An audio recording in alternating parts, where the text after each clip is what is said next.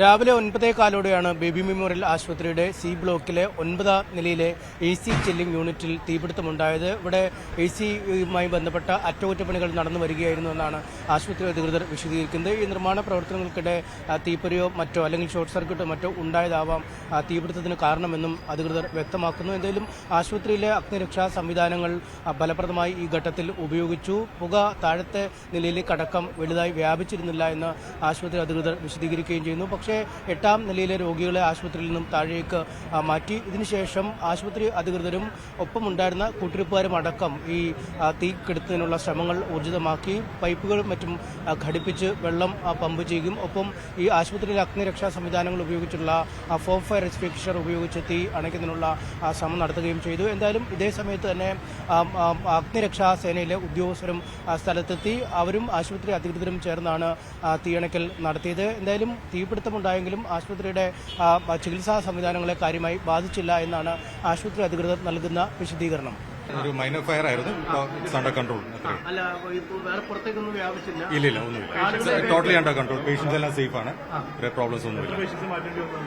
Correct അറിയില്ല, numbers അറിയില്ല. ഞങ്ങൾ ഇവിടെ എല്ലാവരും ഈ ഒരു ഫ്ലോറിന് മാത്രമായിരിക്കും. തൊട്ട് താഴെ ഫയർഫോഴ്സ്, നമ്മുടെ സംവിധാനവും ഫയർഫോഴ്സും രണ്ടും ഇൻവോൾവ് ആയിരുന്നു. തീപിടുത്തമുണ്ടായ സമയത്ത് ആ AC ചില്ലിംഗ് പ്ലാന്റിലേക്ക് എത്തിയപ്പോൾ വലിയ പുകച്ചുരുളുകൾ കണ്ടതായി, വലിയ തോതിൽ തീപിടുത്തം ദൃശ്യമായതായി സ്ഥലത്തുണ്ടായിരുന്ന കൂട്ടിരിപ്പുകാർ വ്യക്തമാക്കുന്നു. വളരെ പെട്ടെന്ന് തന്നെ കൂട്ടിരിപ്പുകാരാണ് ആദ്യം ഈ തീ കെടുത്തുന്നതിനുള്ള സംവിധാനങ്ങൾ കൈക്കൊണ്ടത്. തൊട്ടു പിന്നാലെ ജീവനക്കാരും ആശുപത്രിയിൽ ഉണ്ടായിരുന്ന മറ്റുള്ള ആളുകളും എത്തി നിർഭയത്തോടുകൂടി അകത്തേക്ക് കടക്കുകയും തീ അണയ്ക്കുകയും ആയിരുന്നു ചെയ്തതെന്ന് കൂട്ടിരിപ്പുകാർ പറയുന്നു.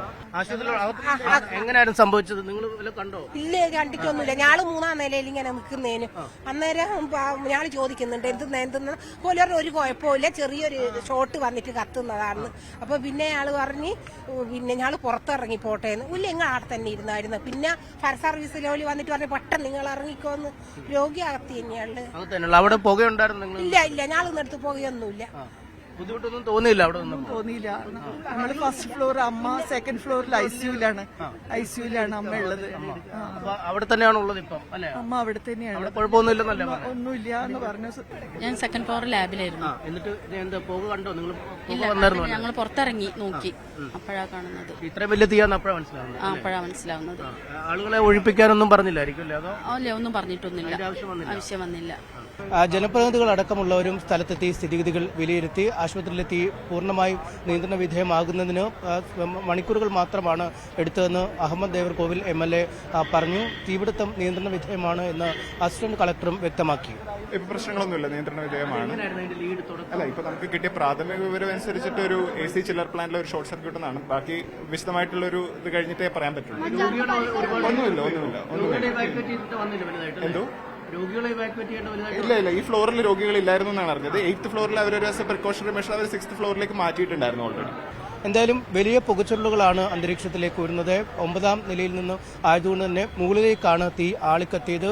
താഴത്തെ നിലയിലും മറ്റുമായിരുന്നെങ്കിൽ ഒരുപക്ഷെ താഴെ നിന്നും മുകളിലേക്ക് പുക വ്യാപിക്കുകയും ആശുപത്രി ഒന്നടങ്കം പുക വിഴുങ്ങുകയും ചെയ്തതിന്. പക്ഷേ മുകളിലത്തെ നില ആയതുകൊണ്ട് തന്നെ കൃത്യമായി പുകച്ചുരുളുകൾ മുകളിലേക്കാണ് പോയത്. ഒപ്പം ആശുപത്രിയിൽ സുരക്ഷാ സംവിധാനങ്ങൾ കൃത്യമായി ഉണ്ടായിരുന്നതും അഗ്നിശമന സേന അംഗങ്ങൾ വളരെ പെട്ടെന്ന് തന്നെ ആശുപത്രിയിൽ എത്താൻ കഴിഞ്ഞതും വലിയ ഒരു അത്യാഹിതം തന്നെയാണ് ഒഴിവാക്കിയിരിക്കുന്നത്.